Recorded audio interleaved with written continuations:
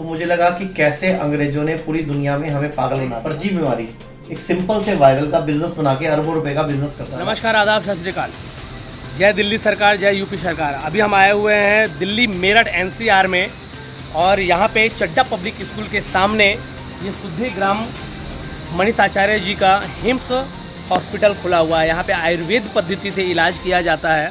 मेरठ से 10 किलोमीटर की दूरी पे है। बागपत रोड से आप आ सकते हैं जानी, और जानी से आने के बाद में सिवाल वाली रोड पकड़ के आप यहाँ पहुँच सकते हैं। अगर आप मुरादनगर की तरफ से आ रहे हैं तो मुरादनगर से 18 किलोमीटर की दूरी पे है और यहाँ से आप यहाँ ले सकते हैं। आइए हम आपको लिए चलते हैं अंदर और आचार्य जी से बात करवाते हैं, देखते हैं कि यहाँ की क्या विधि व्यवस्था है।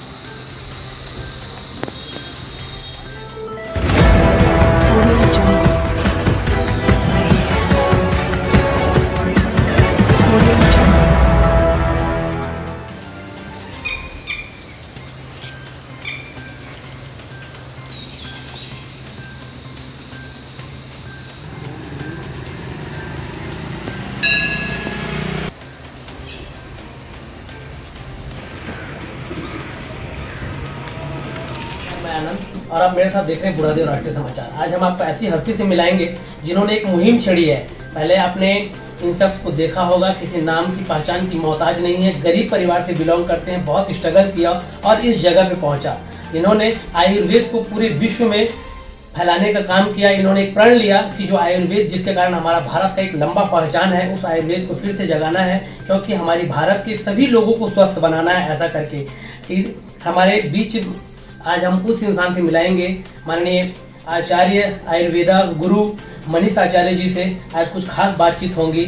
इसमें हम जानेंगे कि आयुर्वेद की और कैसे लोग जल्दी ठीक होते हैं, क्योंकि एलोपैथ के जो डॉक्टर जो होते हैं, ज़्यादातर बच्चे जब पढ़ते हैं तो बताते हैं कि मम्मी पापा MBBS बनो, और MBBS बनने के बाद भी वो बीमारी को पूरी रूप से ठीक नहीं कर पाते हैं। वो वहाँ से बॉडी के पार्ट्स को कट करके हटा देते हैं। लेकिन हमारे कहते हैं कि अब कट करने की ज़रूरत नहीं है। आयुर्वेद के पास हजारों साल हमारे भारत का इतिहास रहा है, और अगर हम उनका सही ढंग से प्रयोग करें तो हम आजीवन स्वस्थ रह सकते हैं। आज के कलयुग के ज़माने में देखा गया है, कल कारखानों के ज़माने में, कि महज 60 साल की उम्र हो गई, लेकिन हमारे आचार्य जी बताते हैं अगर हम अच्छे से नियम से चले तो 100 साल तक की उम्र हो सकती है। कुछ खास बातचीत करते हैं। सर, स्वागत है आपका। नमस्कार सर, आप बहुत स्ट्रगल किए, बहुत यहाँ तक पहुँचे हैं। सर, पहले आपका दिव्य किट के नाम से आया करता था, आप सर लोगों को बताया करते थे, फिर अचानक से सर इस ओर कैसे मूव किए, इसके बारे में बताएंगे। देखो, दिव्या किट लाने का भी मकसद यही था कि पूरी दुनिया को स्वस्थ बनाना है। दिव्या किट कोई प्रोडक्ट नहीं था, दिव्या किट एक नॉलेज की किट थी, जिसमें नॉलेज थी, ट्रेनिंग थी, डाइट चार्ट था, एक्सरसाइज थी, योगा था, सुबह से शाम तक का खान पान था, और कुछ ऐसे जड़ी बूटियाँ थी जो बॉडी को अंदर से क्लीन करें, डिटॉक्स करें, रिजुनेट करें। जब मुझे लगा कि ये भी कोरोना आया तो मुझे लगा कि कैसे अंग्रेजों ने पूरी दुनिया में हमें पागल बना दिया और एक फर्जी बीमारी एक सिंपल से वायरल का बिजनेस बना के अरबों रुपए का बिजनेस कर डाला।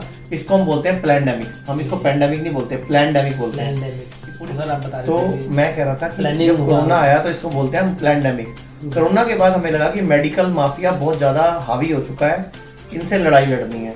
तो हम लोगों ने एक टीम बना के डिसाइड किया, हमारी टीम में 250 डॉक्टर्स थे। हमने डिसाइड किया कि इनको कैसे मेडिकल माफिया को इनकी औकात दिखाएं, इनको सही रास्ता दिखाएं। तो हमें यही समझ आया कि कुछ अच्छे डॉक्टर भी हैं, कुछ बुरे डॉक्टर भी हैं। तो जो इनके पास लाइलाज है, जो ये बोलते हैं हमारे पास कोई ट्रीटमेंट नहीं है, हमारे पास कोई इलाज नहीं है, सिर्फ मेंटेनेंस है, उनको हम ट्रीट करना शुरू करते हैं, लोगों को गाइड करना शुरू कर देते हैं। तो अपने आप ही मार्केट में हवा फैलेगी, एक एनर्जी फैलेगी, एक मुहिम शुरू होगी, एक क्रांति शुरू होगी और देश में एक परिवर्तन आ जाएगा। फिर हमने क्या किया, ऐसे शुरू करा, पहले किडनी के ऊपर काम। किडनी फेल के लिए हम लोगों ने एक डायलिसिस टब तैयार किया।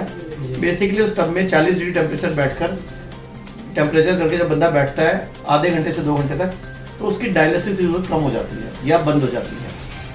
वो एक रेवोल्यूशनरी प्रोडक्ट साबित हुआ और पूरे देश में क्रांति सी लहर सी दौड़ पड़ी। लोगों ने किडनी के इलाज में वो टब को इस्तेमाल करना शुरू करके धीरे धीरे बहुत सारे लोगों की डायलिसिस होने बंद हो गई।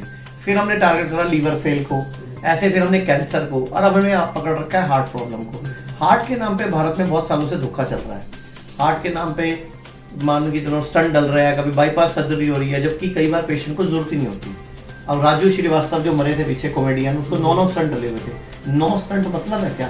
अरे बीमारी की जड़ बताओ ना, कि बीमारी की जड़ क्या है, कैसे ठीक होगी, लेकिन स्टंट डाले जा रहे हो तो कोई सोल्यूशन नहीं है। ऐसी बहुत बड़ा खेल भारत में कैंसर का चल रहा है। कैंसर के नाम पे जो सरकार है, सरकार जब दुनिया को कर्मचारियों के लिए या आम आदमी के लिए पैसा देती है, तो कीमो की ऐसी ड्रग्स आ रखी है मार्केट में जिनका ट्रायल तक नहीं हुआ और 25-30 लाख के बिल बन जाते हैं। पैसा सरकार दे रही है, तो एक तरह से सरकार का पैसा जाने अनजाने डायरेक्टली इनडायरेक्टली लोगों की जेब में जा रहा है और मतलब मेडिकल माफिया की जेब में जा रहा है। तो हम लोगों ने एक लड़ाई छड़ी, फिर हमने सबसे पहले चंडीगढ़ में एक हिम्स के नाम से hospital and institute of integrated medical sciences के नाम से हॉस्पिटल शुरू किया 100 बेड का। करते करते फिर हमने एक मेरठ में खोल दिया, दिल्ली में खोल दिया, मुंबई में खोल दिया, लखनऊ में खोल दिया, गुड़गांव, अमृतसर और देश में छोटे छोटे बहुत सारे क्लिनिक्स खोल दिए ताकि लोगों को गाइड करें, एजुकेट करें और इस नॉलेज को स्प्रेड करें कि अपना डॉक्टर खुद बनो। कोई बीमारी डॉक्टर ठीक नहीं कर सकता, अपने आप को खुद ठीक कर सकते हो। सर इसमें अगर कोई अपने पेरेंट्स अगर चाहते हैं हमारे बच्चे इसमें बेहतर भविष्य तराते हैं तो सर आपके इंस्टीट्यूट में वो पढ़ाई कर सकते हैं? जी, अब हमने कुछ कोर्सेज शुरू किए हैं जिन कोर्सेज को करके हम ये सारी नॉलेज, ये सारी ट्रेनिंग, ये सारा ज्ञान दुनिया को देने जा रहे हैं। बहुत सारे बच्चे हमारे पास कोर्स कर रहे हैं और अब भविष्य में आगे तुम कोर्स सिखा भी रहे हैं।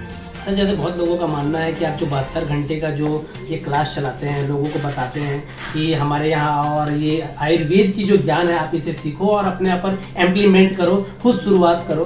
तो सर इसमें जो किस तरह के पेशेंट आते हैं जो 72 घंटे के अंदर बहुत जल्दी क्योर हो सकते हैं? सर इसमें डायबिटीज है, बीपी है या फिर किडनी पेशेंट वगैरह का भी हो सकता है? कोई भी पेशेंट आए, शुगर का पेशेंट, बीपी का पेशेंट, जोड़ों के दर्द का पेशेंट, घुटने दर्द का पेशेंट, माइग्रेन का, नींद न आने का, insomnia, sleep apnoea, depression, anxiety, किसी भी तरह का पेशेंट आएगा।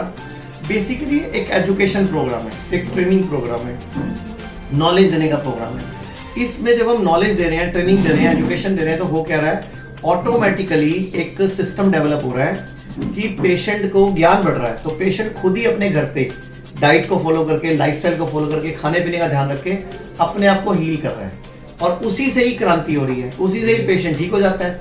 वैसे भी तो हमें बनाया भगवान ने है ना, तो भगवान ने हमें क्या कमजोर बनाया होगा, बीमार होने के लिए बनाया होगा? नहीं, भगवान ने हमें शक्तिशाली बनाया।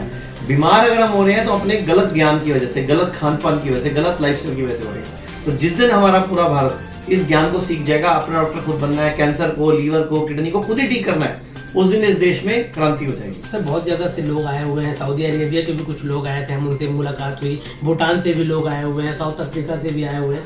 सारे लोगों से सर मैंने मिला, उन्होंने बताया कि ठीक रिजल्ट्स आ रहे हैं, हमें यहाँ रहना है। लेकिन सर घर जाने के बाद बहुत सारे लोग इन नियमों को फॉलो नहीं कर पाते हैं, उनके लिए कुछ संदेश देना चाहेंगे? तो एक नियम तो फॉलो कर ही सकते हो ना कि खाना 10 से 6 बजे के बीच में खाओ। एक नियम तो कोई भी फॉलो कर सकता है। हम कह रहे हैं कुछ मर्जी खाओ, कोई बात नहीं, लेकिन 10 से 6 के बीच में खाओ या 9 से 6 के बीच में खाओ। 6 बजे के बाद मत खाओ, मतलब सूरज डूबने के बाद खाना मत खाओ। 70% 80% काम तो अकेला एक टेक्निक कर देगी। दूसरा हम DIP डाइट लाते हैं, DIP डाइट शुरू करो, तो ये कर लोगे तो भी काम हो जाएगा। अच्छा, मैं आप ही से पूछता हूँ, आप जब यहाँ आए तो आप अपने साथ एक गुड़िया को लाए थे, मुस्लिम परिवार की गुड़िया थी जिसको खुद को किडनी फेल थी और 3 महीने से उसका डायलिसिस चल रहा था। आप बताओ, गुड़िया 11 दिन से हमारे हॉस्पिटल में, उसका क्या रिजल्ट आया दुनिया को? सर एक गुड़िया आई थी, शाहीन परवीन उनका नाम है, और वो इससे पहले सर आने से पहले ही डायलिसिस करवाई थी और ब्लड डोनेट भी करवाए थे। लेकिन 10 दिनों में सर उनके अंदर बहुत ज़्यादा इम्प्रूव हुआ। डायलिसिस के जब समय नज़दीक आने लगे तो उन्हें उल्टी वगैरह हो रही थी, पर डॉक्टर्स उनसे मिले, उनको दवा दिए, उन पर कंट्रोल करवाया और एक उन्हें हीमोग्लोबिन का जब कम हुआ तो हीमोग्लोबिन को उन्हें इंजेक्शन दिया और उन्होंने कहा कि आप इस तरह के इंजेक्शन हीमोग्लोबिन बढ़ाने के लिए ले सकते हैं, बट आप डायलिसिस तब तक मत करवाना जब तक आपको बहुत ज़्यादा प्रॉब्लम ना हो। और आज 14 दिन से उसका डायलिसिस नहीं हुआ। जी सर, अब 14 3 तारीख को लास्ट डायलिसिस हुआ था, आज 17 जून है, 14 दिन से उसका डायलिसिस नहीं हुआ, जो कि हफ्ते में 2 बार हो रहा था। 23 साल की गुड़िया है, छत्तीसगढ़ से आई है और उसने बड़ी जगह अपना धक्के खाए थे। सर ही उसको यहाँ लेके आए हैं, तभी मेरा इनसे मुलाकात हुई। तो सर ने बोला मेरा एक न्यूज चैनल है, आपका इंटरव्यू लेना, तो मैं रेडी हो गया क्योंकि वो इन्होंने रिजल्ट गुड़िया का अपनी आंखों से देखा और गुड़िया आज भी जब यहाँ से मिल के गई है मुझे जाते टाइम, बिल्कुल फिट एंड फाइन हेल्दी गुड़िया, कोई उसको सिम्टम नहीं, कोई प्रॉब्लम नहीं थी। तो सर आपका भी थैंक यू कि आपने आयुर्वेद पर भरोसा किया और गुड़िया को यहाँ लेके आए और एक मिसाल भी कायम करी, क्योंकि वो मुस्लिम है, आप हिंदू है, तो एक एकता की मिसाल भी है। और सबसे बड़ी बात है, किसी की मदद करना दुनिया में सबसे बड़ा पुण्य का काम है। चलिए बहुत बहुत धन्यवाद।